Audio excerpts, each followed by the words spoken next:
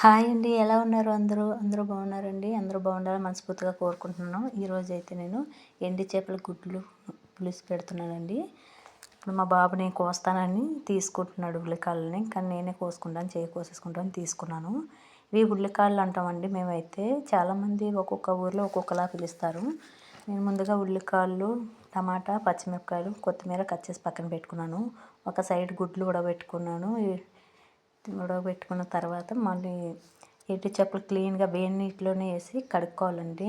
ఎందుకంటే ఇసుక ఉంటుంది కొంచెం. ఆ ఇసుక వేస్టేజ్ ఏదైనా ఉంటే వేడి నీటిలో వేయబడికి అది మొత్తం పోతుందండి. నీట్గా ఒక 4-5 సార్లు కడుక్కోవాలండి. ఇప్పుడు అందులో ఆయిల్లోని మనం ఫ్రై చేసుకోవాలి, బాగా వేపేసుకోవాలండి. ఎండు చేపలు కొంచెం బ్రౌన్ కలర్లో వచ్చేలాగా. అదే ఆయిల్లో గుడ్లు కూడా కొంచెం పసుపు వేసుకొని బాగా వేగనివ్వాలండి, కొంచెం లైట్ బ్రౌన్ కలర్లో వచ్చేలాగా.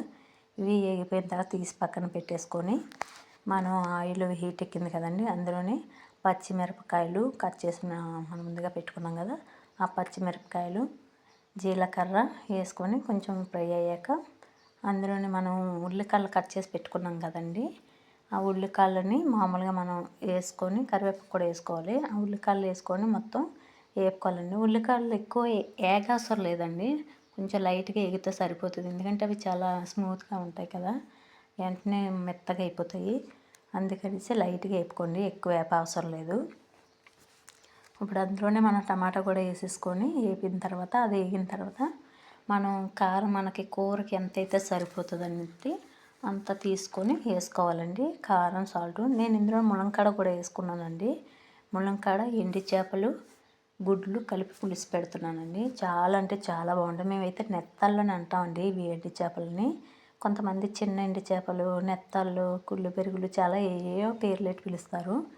ఇప్పుడు ఆ కారం వేసిన తర్వాత ఒక 5 మినిట్స్ తర్వాత గుడ్లు మనం వేపి పెట్టుకున్న నెత్తలని, అదే ఎండి చేపలని వేసుకొని ఒక 5 నిమిషాలు కలిపి ఉంచుకొని కారం అంతా దానికి అంటుకుంటేలాగా కలిపి ఉంచుకొని మనం చింతపండు నానబెట్టుకొని ఆ చింతపండు రసం తీసుకోవాలండి.